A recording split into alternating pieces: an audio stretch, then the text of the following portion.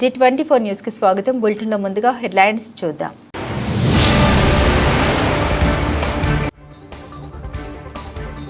కేసీఆర్ ను టచ్ చేసే దమ్ము లేదని రేవంత్ చెప్పాలి. ఎంపీ బండి సంజయ్.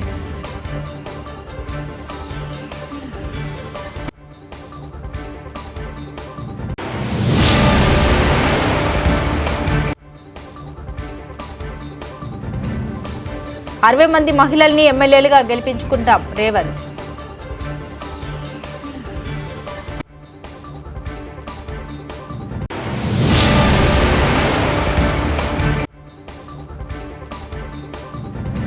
స్వర్ణకారులపై వేధింపులు మానుకోవాలి. ఎమ్మెల్సీ కవిత.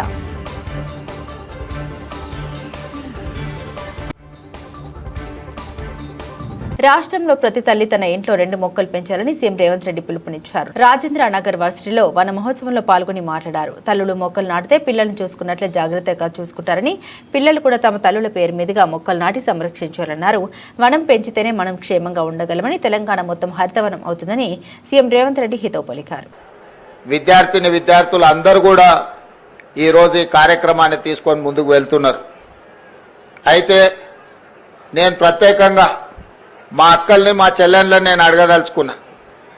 ఇంట్లో పిల్లల్ని పెంచడం తెలిసిన నైపుణ్యం ఉన్న మా అక్కలు పెరడిలో 2 చెట్లు పెంచితే ఎంత అద్భుతంగా, ఎంత గొప్పగా ఉంటుందో ఈరోజు మా అక్కలందరూ కూడా అమ్మ పేరు మీద చెట్టు నాటాలి అని దేశ ప్రధానమంత్రి గారు ఏదైతే అన్నారో, అమ్మ పేరు మీద పిల్లలు చెట్లు నాటితే తమ పిల్లలను చూసుకున్నట్టుగా పెంచడానికి అమ్మలు కూడా తలా 2 చెట్లు నాటి పెంచితే తెలంగాణ మొత్తం హరిత వనం అవుతుంది. తెలంగాణ మొత్తం ఆకుపచ్చ తెలంగాణగా మారుతుంది. ఈరోజు అమ్మ ఒడిలో, అమ్మ బడిలో, అమ్మ పర్యవేక్షణలో ఏమి ఇచ్చినా వాటికి రక్షణ ఉంటుంది. అందుకే ఈరోజు అమ్మ ఆదర్శ పాఠశాల పేరు మీద గ్రామీణ ప్రాంతాలలో, తండాలలో, గూడాలలో, మారుమూల పల్లెల్లో ఉన్న పాఠశాలలన్నిటినీ ఈరోజు మా ఆడబిడ్డల చేతిలో పెట్టడం జరిగింది. పిల్లల అటెండెన్స్ పంతుళ్ళు తీసుకుంటే పంతుళ్ళు పాఠశాలకు వస్తుర్రా లేదా వాళ్ళ అటెండెన్స్ తీసుకునే బాధ్యత మా అక్కలకి ఇచ్చిన ఈరోజు. ఎందుకంటే పిల్లల చదువు పట్ల శ్రద్ధ చూపించేది కన్న తల్లి కంటే ఎవరు ఎక్కువగా ఉండరు కాబట్టి ఈరోజు పాఠశాలలు మా అక్కల చేతిలో పెట్టినాం. ఇదే కాదు, ఒకప్పుడు నటుడు ఫిష్ వెంకట్ చికిత్స కోసం అయ్యే హాస్పిటల్ ఖర్చులు ప్రభుత్వం భరిస్తుందని మంత్రి వాకిటి శ్రీహరి తెలిపారు. అనారోగ్యంతో బోడుపల్ ఆర్బీఎం ఆసుపత్రిలో చికిత్స పొందుతున్న వెంకట్ను మంత్రి పరామర్శించారు. ఆయన కుటుంబానికి ₹1,00,000 ఆర్థిక సహాయం అందించారు. చికిత్స పూర్తి అయ్యే వరకు ఖర్చు ప్రభుత్వం భరిస్తుందని హామీ ఇచ్చారు. ఫిష్ వెంకట్ అన్న అనారోగ్య పరిస్థితి నేను పేపర్లో, వాట్సాప్ గ్రూపుల్లో చూడగానే ఒక ప్రోగ్రాంలో పోతా ఉన్నాం. నేను శివసేన బాస్కెట్ ప్రోగ్రాం పోతా ఉంటే సాయికి ఫోన్ చేసి ఏం జరిగిందో కనుక్కొని ఆగలేపక చూద్దామని చెప్పి, పరామర్శిద్దామని చెప్పేసి రావడం జరిగింది.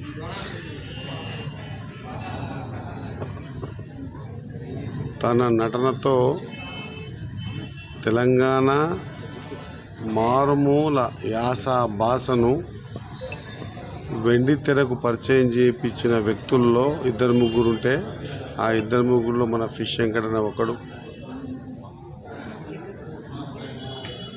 చాలా కింది స్థాయికించి తన కళా నైపుణ్యం ద్వారా తెలంగాణ రాష్ట్రంలో లేదా సమైక్యాంధ్రలో కూడా తనకంటూ ఒక గుర్తింపు తెచ్చుకున్న వ్యక్తి. ఖచ్చితంగా భగవంతుని ప్రార్థిస్తూ ఉన్నాం. నేను కానీ, మా చైర్మన్ గారు కానీ, మా చైర్మన్లు, 3 చైర్మన్లు, మీరందరూ కూడా భగవంతుని ప్రార్థించాలా. ఈ స్థాయికించి ఎదిగి ఈ స్థాయికి వచ్చి ఈరోజు అనారోగ్య కారణం చేత ఈ కళ ఆగిపోవద్దు. భగవంతుని దయ వల్ల ఆయనకు అంత మంచి జరగాలని కోరుకుంటూ, కుటుంబ సభ్యులను కూడా నేను ధైర్యం చెప్తూ వాళ్ళకు మాట కూడా చెప్పడం జరిగింది. ఇంకా ఏమైనా ఫర్దర్గా ఆయన ట్రీట్మెంట్కి ఏమైనా అవసరం ఉంటే పూర్తి స్థాయితో ఖచ్చితంగా ప్రభుత్వం ద్వారా లేదా మా ద్వారా కూడా నేను కూడా ఆ జాతి బిడ్డగా ఖచ్చితంగా ఆదుకుంటామని చెప్పి కూడా చెప్పడం జరిగింది. 100% ఆయనని గుర్తుపట్టని వ్యక్తి అంటూ ఉండడు. అందరి హృదయాల్ని చూరగొన్న మా సోదరుడు ఫిష్ వెంకటన్న త్వరగా కోరుకోవాలని వైద్యులతో కూడా మాట్లాడడం జరిగింది. ఖచ్చితంగా ఏ కారణం కూడా ఉండకూడదు మనం చేసే ప్రయత్నంలో. పరిపూర్ణంగా ఆయన ఆరోగ్యవంతుడై మళ్ళా తన నటన జీవితంలో వెళ్ళి మనందరినీ కూడా తన నటన నైపుణ్యంతో మైమరిపించే విధంగా ఆ భగవంతుడు ఆయనకు ఆశీర్వాదం ఇచ్చి ఆరోగ్యం మంచిగా చేయాలని కోరుకుంటూ, ఖచ్చితంగా ప్రభుత్వ పరంగా కూడా నేను సినిమాటోగ్రఫీ మా సోదరులు కోమటిరెడ్డి వెంకటరెడ్డి గారికి కూడా ఈ విషయాన్ని అందజేస్తా. ఖచ్చితంగా ఆయన్ని ఆరోగ్యపరంగా మంచిగా ఈ విధంగా చూస్తామని తెలియజేస్తాను. Thank you.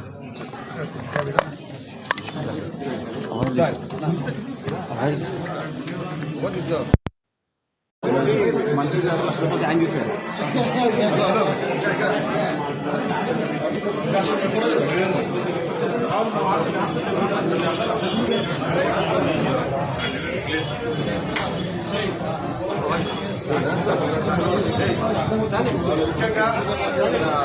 మంత్రి గారు ₹1,00,000 సాయం చేశారు.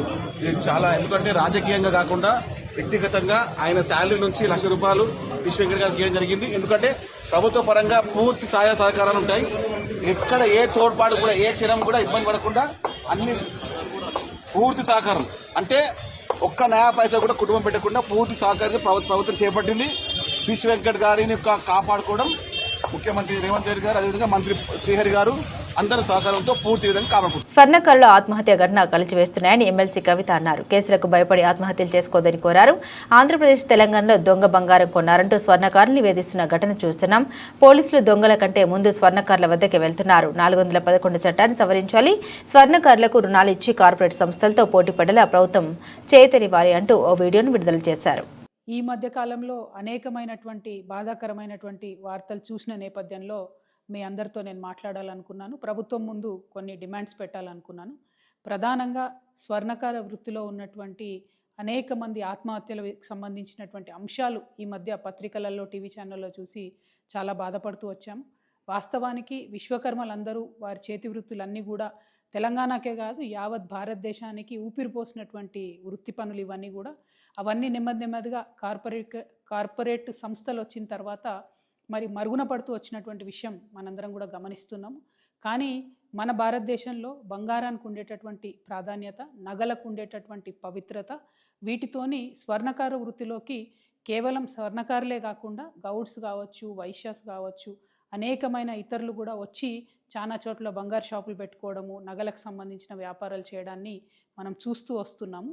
అయితే పెద్ద పెద్ద సంస్థలు, మలబార్ లాంటి సంస్థలు, ఇంకోటి పెద్ద సంస్థలు వచ్చినటువంటి నేపథ్యంలో, రెడీమేడ్ షాపులు వచ్చినటువంటి నేపథ్యంలో స్వర్ణకారులకు వారి జీవనము నడవడమే ఇబ్బందిగా జరుగుతున్నటువంటి పరిస్థితిని కూడా మనం గమనిస్తున్నాం. అయినా ఒక మహిళగా ఒక మెట్టెలు చేయించాలన్నా, ఒక మంగళసూత్రం చేయించాలన్నా మనం ఇప్పటికి కూడా స్వర్ణకారుల దగ్గరికే పోతాం తప్పితే బంగారం షాపుకి పోయి కొనుక్కోవాలని అనుకోము. కాబట్టి ఇంత పవిత్రమైనటువంటి వృత్తి, ఆ వృత్తి చేసేటటువంటి వారందరినీ, వారి కుటుంబాలని కాపాడుకోవాల్సినటువంటి బాధ్యత మనందరి మీద కూడా ఉన్నది. ముందుగా స్వర్ణకారుల మిత్రులందరినీ కూడా నేను కోరుతా ఉన్నాను, ఏ సమస్య కూడా జయించలేనిది కాదు. మనందరం కలిసికట్టుగా ఉండి జయిద్దాం. దానికి సంబంధించి మీరు మనసు బాధపట్టుకోకండి, ఆత్మహత్యలకు మాత్రం మీరు వెళ్ళొద్దండి. సైనైడే ఇవాళ పెరగన్నమయ్యేటటువంటి పరిస్థితి మరి స్వర్ణకారుల విషయంలో జరుగుతున్నది. చాలా బాధాకరంగా ఉన్నది. మీ అందరినీ నేను రిక్వెస్ట్ చేస్తూ ఉన్నాను. నేను ఎంపీగా ఉన్నప్పుడు మా నిజామాబాద్ జిల్లాలో ఈ యాక్ట్ 411 ఏదైతే ఉందో అది పెట్టకుండా దొంగ బంగారం కేసులో ఈ స్వర్ణకార వృత్తులు చేసేటటువంటి వాళ్ళను పోలీసులు ఇబ్బంది పెట్టకుండా నా వంతు ప్రయత్నం నేను ఆనాడు చేయడం జరిగింది. కానీ ఇవాళ ఇది రాష్ట్ర వ్యాప్తంగా చాలా పెద్ద ఎత్తున జరుగుతున్నది. ఈవెన్ ఏపీ, తెలంగాణ 2 రాష్ట్రాల్లో కూడా చాలా పెద్ద ఎత్తున ఈ సమస్య ఉన్నది. ఈ సమస్య పరిష్కారం అయ్యే విధంగా నేను ఇవాళ ఒక ఎమ్మెల్సీగా ఉన్న ఒక బాధ్యతాయుతమైనటువంటి సంస్థ జాగృతి నడుపుతున్నటువంటి వ్యక్తిగా, బీసీ ఉద్యమంలో మరి పోరాటం చేస్తున్నటువంటి ఒక వ్యక్తిగా మీ అందరికీ నేను అండగా ఈ యాక్ట్ 411 సవరించేంత వరకు కూడా పోరాటం చేస్తానని ఈ సందర్భంగా మీ అందరికీ తెలియజేస్తూ ఉన్నాను. మీరు మానసికంగా ధైర్యంగా ఉండండి. ఎట్ ద సేమ్ టైం నేను ప్రభుత్వాన్ని కూడా డిమాండ్ చేస్తూ ఉన్నాను, పోలీసులు తమ పని సులువు చేసుకోవడానికి దొంగ కన్నా ముఖ్యంగా వెళ్ళి స్వర్ణకారులను పట్టుకోవడం జరుగుతూ ఉన్నది. ఇది వారి ఆత్మగౌరవానికి సంబంధించినటువంటి అంశం, వారి కుటుంబ భద్రతకు సంబంధించినటువంటి అంశం. కాబట్టి పోలీసు వాళ్ళు చాలా సున్నితంగా ఈ వ్యవహారాన్ని డీల్ చేయాలని చెప్పి కూడా నేను కోరుతా ఉన్నాను. ఎట్ ద సేమ్ టైం మనం అభివృద్ధి కోసం కూడా చాలా ప్రయత్నం చేయాలి. కాంగ్రెస్ పార్టీ కామారెడ్డి డిక్లరేషన్లో వృత్తి పనిదారులందరికీ కూడా ప్రతి జిల్లా హెడ్ క్వార్టర్లో 5 ఎకరాల స్థలం ఇచ్చి షాపింగ్ మాల్స్ కట్టిస్తామని చెప్పడం జరిగింది. అట్లానే పర్టికులర్లీ స్వర్ణకారులకు సంబంధించి అనేకమైన స్కీమ్స్ ఇస్తామని చెప్పడం జరిగింది. ఆ స్కీమ్స్ అమల్లోకి తీసుకొచ్చినట్టయితే మన స్వర్ణకారుల బిడ్డలు కూడా కార్పొరేట్ సంస్థలకు తీసిపోని విధంగా ధీటుగా మంచి మంచి బ్రాండ్స్ని కూడా నిర్మించేటటువంటి సత్తా ఉన్నవాళ్ళు. సెంటిమెంటలీ మాకు మహిళలందరికీ స్వర్ణకారులే కావాలి కాబట్టి స్వర్ణకారులు చేసే వృత్తిలో ప్రభుత్వం తోడ్పాటు అందించాలని చెప్పి ఈ సందర్భంగా నేను డిమాండ్ చేస్తూ ఉన్నాను. ఎట్ ద సేమ్ టైం ఈ యాక్ట్ 411ని ప్రభుత్వం యొక్క తోడ్పాటుని రెండింటిని సాధించే వరకు కూడా నేను మీతో పోరాటం చేస్తానని మీ సోదరిగా మీ అందరికి కూడా మనవి చేస్తున్నాను. స్వర్ణకార మిత్రులందరికీ కూడా నేను ప్రత్యేకంగా మళ్ళీ మీ సోదరిగా మీకు దండం పెట్టి నేను చెప్తా ఉన్నాను, ఎట్టి పరిస్థితుల్లో ఆత్మహత్య అనేటటువంటిది పరిష్కారం కాదు. మీకు ఏదన్నా చిన్న ఇబ్బంది జరిగినా కూడా ఖచ్చితంగా సోషల్ మీడియానో నా ఫోన్ నంబరు ఏదో ఒక విధంగా మమ్మల్ని రీచ్ అవ్వండి. పోలీసుల విషయమైనా ఇంకోటైనా తప్పకుండా మీకు అండగా మేము నిలబడతామని చెప్పి తెలియజేస్తూ ఉన్నాను. చాలామంది నకిలీ పోలీసుల వేషంలో కూడా ఈ మధ్య మిమ్మల్ని మోసం చేసి భయపెట్టే ప్రయత్నం చేస్తూ ఉన్నారు. అటువంటి ట్రిక్స్కి పడిపోకుండా దయచేసి ఇమీడియట్గా పోలీసులకు కంప్లైంట్ చేయండి, లేకపోతే దగ్గర ఉన్నటువంటి నాయకులను అప్రోచ్ అవ్వండి. అల్టిమేట్గా ముందు మనం బతుకుంటేనే పోరాటం చేయగలుగుతాం, ముందు మనం బతుకుంటేనే మన బిడ్డలకు మంచి భవిష్యత్తు ఇవ్వగలుగుతాం. కాబట్టి ఆత్మహత్య వైపుగా వెళ్ళవద్దని చెప్పి స్వర్ణకార మిత్రులందరినీ కూడా నేను ప్రార్థన చేస్తాను. ఇండోసోల్ సోలార్ పరిశ్రమ భూసేకరణపై రైతులు రగిలిపోతున్నారు. ప్రాణాలైన ఇస్తాం, పొలాలు ఇవ్వబోమని ముక్త కంఠంతో చెబుతున్నారు.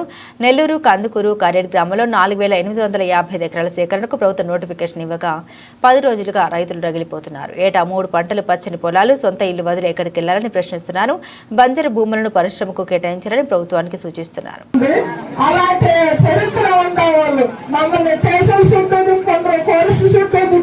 మమ్మల్ని ఈ రోజు దాన్ని మీరు తీసేయాలని మమ్మల్ని లేకపోయిన ఇబ్బందులు కడుతున్నారు.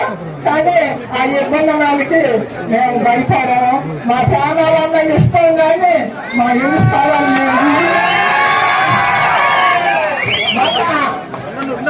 ఒక బిడ్డ నుంచి ఒక తల్లిని నిలదీసినట్టేను. ఆ బిడ్డ ఆ తల్లిని చెడిపోయినప్పుడు ఆ తల్లి ఎంత బాధపడుతుందో, ఆ తల్లి ఎన్ని కష్టాలు బట్టి ఎన్ని ఏడుపులు ఏడుస్తుందో మాకైతే అర్థం కావటం లేదు. అసలు రామకృష్ణాపురం ప్రజలు తీసేస్తామంటున్నారు. నేను కేసులు పెట్టించుకొని స్టేషన్కి పోయి కోర్టు చుట్టూ తిరిగి హైదరాబాద్ వరకు మేము తిరిగి తెచ్చుకోండి. మీకు ఇయ్యటానికా మేము మా ఇష్టాలని మీకు ఇచ్చాము. మేము బయట పెట్టాక మీరు బయట కొనిచ్చేందుకు మాకు కొనిచ్చేందుకు సార్ ఆ కొడుకునేదో ఒళ్ళో కొడుకుంటూ ఫ్యాక్టరీలు కట్టుకోవచ్చుగా. మాకు తలాలు పండిస్తున్నట్టు, ఇంటి తలాలు పండిస్తున్నట్టు అంతకంత ఇస్తే వెళ్తారా అని అంటారు. మమ్మల్ని ఉన్నతాల నుంచి పంపించి వాళ్ళేదో లబ్ధి పొందాలని చెప్తున్నారు. కాబట్టి ఉన్న పనులు ఓడగొట్టుకొని లేని పనులు బెండు పనులు పెట్టుకొని మీరు అన్నట్టు ఉంది అధికారులు మమ్మల్ని. ఆడబిడ్డలను కాపాడుకోవడమే ఇందిరమ్మ రాజ్యం ఆలోచన అని సీఎం రేవంత్ అన్నారు. ఆడబిడ్డలపై నాకు పూర్తి విశ్వాసం ఉంది. రాజీవ్ గాంధీ స్థానిక సంస్థలో రిజర్వేషన్లు తీసుకురావడం వల్ల చాలా మంది సర్పంచులు, ఎంపీటీసీలు, జెడ్పీటీసీలు అయ్యారు. త్వరలోనే ఎమ్మెల్యే సీట్లలో మహిళా రిజర్వేషన్లు రాబోతున్నాయి. మంచి పనులు చేసిన మహిళల్ని గుర్తించి ఎమ్మెల్యే టికెట్ ఇస్తాం. 60 మందిని ఎమ్మెల్యేలుగా గెలిపించుకుంటామని పేర్కొన్నారు. తొందరలోనే ఎమ్మెల్యేలకు కూడా మహిళా రిజర్వేషన్లు రాబోతున్నాయి. 153 సీట్లలో 51 సీట్లు 33% ఆడబిడ్డలు ఎమ్మెల్యేలు కాబోతున్నారు. ఈ 51కి ఇంకొక 10 అదనంగా కలిపి 60 సీట్లు ఆడబిడ్డలకు ఇచ్చే బాధ్యత నేను తీసుకుంటా. మీరందరూ మంచి పనులు చేసి మంచి పేరు తెచ్చుకోండి. మిమ్మల్ని గుర్తించి మీకు ఎమ్మెల్యే టికెట్లు ఇచ్చడమే కాదు, మిమ్మల్ని గెలిపించుకునే పూచి కూడా నాది. రాజ్యాన్ని నడపండి. ఇల్లు అద్భుతంగా నడిపినోళ్ళు రాజ్యాన్ని కూడా బాగా నడుపుతారు. ఆడబిడ్డల పట్ల నాకు సంపూర్ణమైన విశ్వాసం ఉన్నది. మీరు కార్యక్రమాలను ముందుకు తీసుకెళ్ళండి. ఇవన్నీ కూడా పునాది రాయి చెట్లు నాటడంతో మొదలు పెట్టండి. ప్రతి ఇంట్లో కనీసం 2 చెట్లైనా ఈడికొచ్చిన మా అక్కలు నాటాలి, వాటిని కాపాడాలి. అప్పుడే మనం అందరం ఈ ప్రకృతి నుంచి కాపాడు. శనికావేశంలో కాంగ్రెస్ పార్టీలో చేరి తప్పు చేశాం. మెదక్ ప్రజలు మమ్మల్ని క్షమించండి. గత 19 నెలలుగా మెదక్లో మార్పు పేరు మీద దోపిడీ మొదలైంది. కాంగ్రెస్ పార్టీలో కార్యకర్తలకు కనీస ఆత్మగౌరవం లేకపోవడమే కాకుండా అక్కడ నాయకులు కార్యకర్తల కుటుంబ సభ్యులను కూడా దూషిస్తున్నారు. తెలంగాణ కేసీఆర్ చేతిలో ఉండడమే క్షేమమని భావించి బీఆర్ఎస్ పార్టీకి తిరిగి వచ్చామని అన్నారు కాంగ్రెస్ పార్టీ కౌన్సిలర్. అందరికీ కూడా నమస్కారం తెలియజేసుకుంటా ఉన్నాం. మొన్న జరిగినటువంటి 2023 సాధారణ అసెంబ్లీ ఎన్నికల్లో మరి క్షణికావేశం అనాలనా లేదా చారిత్రాత్మక తప్పిదమానాలు అర్థం కావట్లేదు. సరే కొద్ది పార్టీ ఇబ్బందుల వల్ల పార్టీని వీడిపోయి తప్పుదోవపోయినామనే ఒక భావనకు రావడం జరిగింది. మార్పు పేరు మీద మరో దోపిడీ మెదక్లో ప్రారంభమైంది. గత 19 నెలలుగా మేము అనేక రకాలుగా, నేను కానీ నరేంద్రన్న కానీ, సరే పదవుల విషయం దేవుడెరుగు, కనీసం ఆత్మగౌరవం మర్యాద కూడా లేనటువంటి పరిస్థితిని చూసినటువంటి పరిస్థితులు ఉన్నాం. మేము అక్కడ గెలిచిన 2 నెలల నుండి గెలుపు కొరకు పనిచేసేటువంటి ఏ వ్యక్తిని కూడా ఆదరించకపోగా కనీస మర్యాద గౌరవాలు లేకున్నట్టు చూసినటువంటి పరిస్థితిని మేము అనేక రకాల ఇబ్బందులు ఎదుర్కోవడం జరిగింది. మరి ముమ్మాటికి మాకు అర్థమైన విషయం ఏంటంటే, ఈ తెలంగాణ రాష్ట్రంలో మరి అప్పుడే పుట్టిన చంటిబిడ్డ తల్లి దగ్గర ఉంటే ఎంత క్షేమంగా ఉంటుందో, ముమ్మాటికి తెలంగాణ కూడా కేసీఆర్ గారి చేతుల్లో ఉంటే అంతే క్షేమంగా ఉంటుందని ఒక భావనతోని మరోసారి మేము చేసినటువంటి పొరపాటును యావత్ మెదక్ ప్రజానికి మమ్మల్ని క్షమించాలని మనస్ఫూర్తిగా వారికి కోరుకుంటూ, మరి ఈ రోజు మమ్మల్ని అందరినీ కూడా ఆహ్వానించడానికి మరి సొంతింటికి తిరిగి వచ్చిన సందర్భంలో టీఆర్ఎస్ పార్టీ కుటుంబ సభ్యులందరూ కూడా పేరు పేరున మరి శిరస్సు వంచి వారికి నమస్కారాలు తెలియజేస్తూ, భవిష్యత్తులో మరి ఇక్కడ ఉన్నటువంటి టీఆర్ఎస్ పార్టీ క్యాడర్తో అందరం కూడా మెదక్ను పూర్వవైభవం దిశగా మా వంతు కృషి చేస్తామని తెలియజేస్తూ, అక్కడ అనేక రకాల అవమానాలే కాకుండా కుటుంబ సభ్యులను సైతం కూడా వారు మరి చెప్పుకోలేనటువంటి భాషలో, చెప్పుకోలేనటువంటి పదాల్లో మేము అందరం కూడా ఎదుర్కోవడం జరిగింది. కాబట్టి మెదక్ ప్రజలందరూ కూడా గమనిస్తా ఉన్నారు. ఏది కోల్పోయారో మరి ఏదైతే కరెక్ట్ అనేది కూడా మెదక్ ప్రజలకు కూడా ఇప్పటికీ అర్థమైంది. కాబట్టి మెదక్ ప్రజానికి అందరికీ కూడా మేము శిరస్సు వంచి నమస్కారాలు తెలియజేస్తూ, మరి ఆనాడు మా వెంట ఉన్నటువంటి మెదక్ ప్రజానికానికి కూడా భవిష్యత్తులో కూడా మాతో పాటు వారి ఆశీర్వాదాలు ఉంటాయని చెప్పేసి ముమ్మాటికి మాతో పాటు కలిసి నడుస్తారని చెప్పి ఆశిస్తూ, మరి కాంగ్రెస్ పార్టీని వీడి ఈ రోజు టీఆర్ఎస్ పార్టీ చేరుతున్న సందర్భంలో హరీష్ అన్న నాయకత్వంలో, పద్మక్క నాయకత్వంలో, మరి కేసీఆర్ గారి నాయకత్వంలో అందరం కూడా పనిచేయడం సిద్ధమైనామని ఈ సందర్భంగా తెలియజేస్తా ఉన్నాం. తెలంగాణలో కాంగ్రెస్ ప్రభుత్వం చేతగాని స్థాయిలో ఉందని కేంద్ర మంత్రి బండి సంజయ్ విమర్శించారు. కేసీఆర్ కుటుంబంపై కాంగ్రెస్ కి ఎందుకంత ప్రేమ అని ప్రశ్నించారు. కేసీఆర్ కుటుంబం ఎలాంటి స్కామ్లు చేయలేదని ప్రకటించండి, లేకపోతే చేసినా కూడా వారిని టచ్ చేసే దమ్ము మాకు లేదని చెప్పండి. చట్టం తన పని తాను చేసుకుపోతుందని రేవంత్ అంటున్నారు. రాష్ట్రంలో చట్టం కేసీఆర్ కు చుట్టం అయిపోయిందని ఎద్దేవా చేశారు. చెప్పిన స్కామ్స్ జరిగినా క్లారిటీ ఇవ్వండి, రేవంత్ సర్కార్ క్లారిటీ ఇవ్వండి. ఇవన్నీ స్కామ్స్ జరగాలని చెప్పలేకుంటే, లేకుంటే జరిగినా కూడా మాకు చాట కాదు, కేసీఆర్ కుటుంబాన్ని టచ్ చేసే దమ్ము మా దగ్గర లేదు అని చెప్తే మేము మాట్లాడు పని చేస్తాం. తెలంగాణ సమాజం కూడా ఆశీర్వదుకుంటారు. నన్ను చూడు, నా అందం చూడంటే ఇక చూడు ఏం లేరు. పట్టుకుంటాం నువ్వు ఎవరిని వదిలిపెట్టామంటారు వీళ్ళు. నువ్వు పట్టుకుంటే కదా వదిలిపెట్టడానికి. ఎవరైనా చట్టం తన పని తాను చేసుకుంటూ పోతాడట. ఏం చట్టం లేదు, చట్టం కేసీఆర్ కు చుట్టం అయిపోయింది తెలంగాణ రాష్ట్రంలో. మేము మళ్ళీ చెప్తున్నాను, ఒక హోమ్ మినిస్టర్ చెప్పొద్దు ఇది, కానీ బీఆర్ఎస్ పార్టీ అరాచకాలను కాంగ్రెస్ పార్టీ ప్రభుత్వం అణిచివేసే ప్రయత్నం చేస్తలేదు, అడ్డుకునే ప్రయత్నం చేస్తుంది. కాబట్టి ఇప్పుడే నేను స్టేట్మెంట్ ఇచ్చిన మా రాష్ట్ర అధ్యక్షుడు రామచంద్ర గారు ఇప్పటికే బీజేవైఎం కార్యకర్తలు ఆదేశించారు. రామచంద్ర గారు మా రాష్ట్ర అధ్యక్షుడు ఏబిఎన్ కార్యాలయం మీద చెయ్యి వేసిన 2 గంటల లోపల నీ టీఆర్ఎస్ భవన్ మీద పక్క దాడి చేయాలని చెప్పి, దాడి చేస్తామని చెప్పి మా రామచంద్ర గారు మా యువమోర్చా కార్యకర్తలు ఆదేశించారు. నేను సవాల్ చేస్తున్నా, చలో నీ క్యాడర్ రమ్మను, మా క్యాడర్ వస్తుంది. నీ కిరాయి గుండె రమ్మను, మా కట్టర్ క్యాడర్ రెడీ అలా. ఏ ఛానల్ మీద దాడి చేసినా కూడా పక్క ప్రతి దాడులు చేస్తారని కూడా మా రాష్ట్ర అధ్యక్షుడు ఇలా వార్నింగ్ ఇచ్చింది. కాబట్టి బీఆర్ఎస్ పార్టీ చాలా జాగ్రత్తగా ఉండాలి. నీళ్లు ఆంధ్రాకు, నిధులు ఢిల్లీకి అన్నట్లుంది రేవంత్ పాలన. కాళేశ్వరం నీళ్లు మెదకు కూడా వస్తాయి, మోటార్లు ఆన్ చేయాలని అడిగితే పిచ్చిగా మాట్లాడుతున్నారు. ఉత్తమ్ కుమార్ రెడ్డికి నిజం మాట్లాడే ధైర్యం లేక అన్ని అబద్దాలే మాట్లాడుతుండని అన్నారు మాజీ మంత్రి ఎమ్మెల్యే హరీష్ రావు. మన మెదక్కు కూడా కాళేశ్వరం నీళ్లు వస్తాయి, మన చేగుంటకు వస్తాయి, మన రామాయణపేటకు వస్తాయి, మన నిజాంపేట మండలానికి వస్తాయి. మనకు కూడా కాళేశ్వరం నీళ్లతో పంట పండింది, చెరువులు నిండినాయి.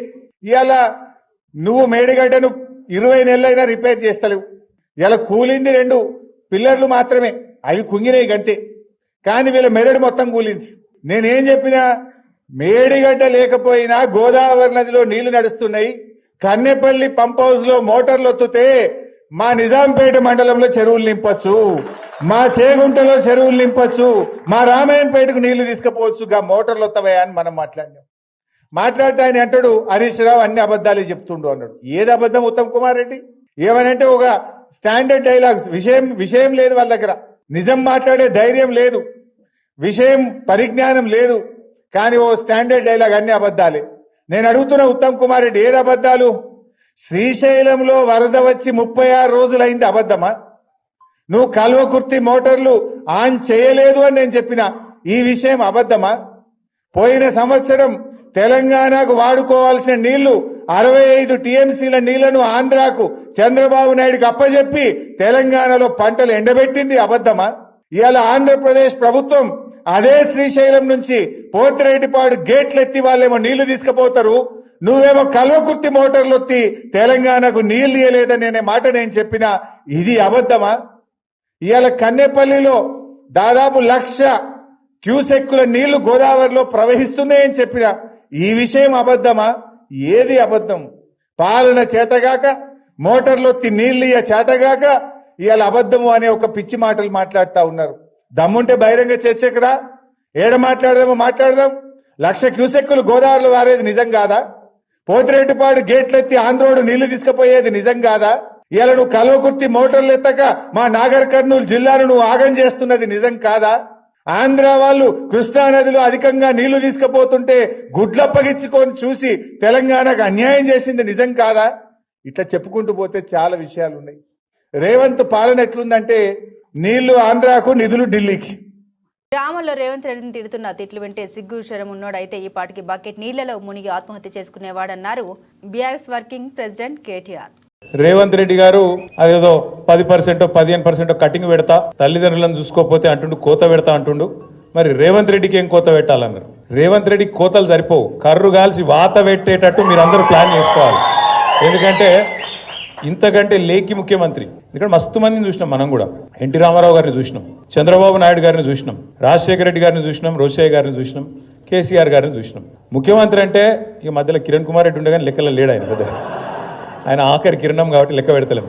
ఇక ఇంతమందిని చూసినాక మంచోళ్ళను ఈయనను చూస్తే వీళ్ళు ఎట్లా అనిపిస్తుందంటే, ఇక నాకు ఎట్లా అనిపిస్తుందో అనిపిస్తుంది. కానీ ఊళ్ళో ఎవరి ముంగట నన్ను గొట్టం పెడితే చాలు, ఒక తిట్లు కాదు, తెలుగు భాషల గిన్ని తిట్లుంటాయని కూడా తెలియదు, గన్ని తిట్లు తిడుతుండ్రు. నిజంగా చెప్తున్నా, ఇంకొకడు ఎవడన్నా రేషమునోడైతే ఈ పాటికి ఒక బకెట్లో నీళ్ళు తోడుకొని ఆయన దుంకి చచ్చిపోతుండే. రేవంత్ రెడ్డి కాబట్టి నడిచిపోతుంది. సిగ్గు, ఇజ్జతు, మానం ఏం లేవు. అరే నోరా మోరే అది. ఎలక్షన్ల ముందు ఏం చెప్పిండే ఆయన?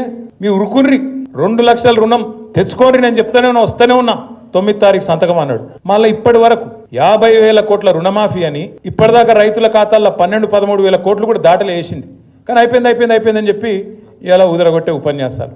రైతు బంధు కేసీఆర్ బిచ్చమేసినట్టు 10,000 ఇస్తుండు, నేను 15,000 ఇస్తా, నేను నన్ను ఓటేయండి గుద్దుండ్రి అన్నాడు. కేసీఆర్ 2 పంటలకు ఇస్తుండే, నేను 3 పంటలకు ఇస్తా అన్నాడు. వేసిండా రైతు బంధు? వస్తుందా?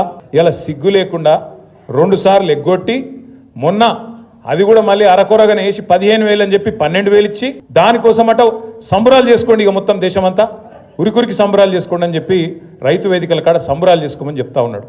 దాంతోపాటు ఎన్ని మాటలు, అత్తకు 4,000 ఇస్తా, అత్తకు 4,000, కోడలకు 2,500 వచ్చినాయి. అత్తకు 4,000, కోడలకు 2,500. ఇక సిగ్గు లేకుండా ఇంకా మాట్లాడతాడు రేవంత్ రెడ్డి. ఈసారి 100 గెలుస్తాడట, 100. అందుకే నేను చెప్పిన 100 నీ బొందనా అని చెప్పిన నేను.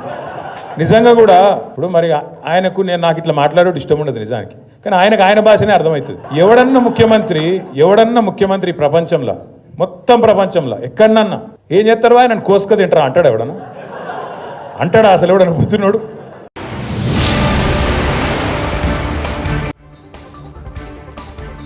కేసీఆర్ ను టచ్ చేసే దమ్ము లేదని రేవంత్ చెప్పాలి. ఎంపీ బండి సంజయ్.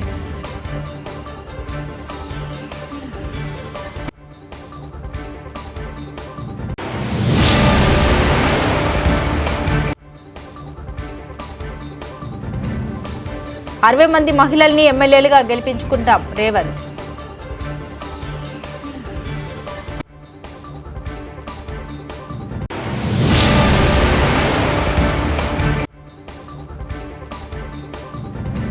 స్వర్ణకారులపై వేధింపులు మానుకోవాలి. ఎమ్మెల్సీ కవిత.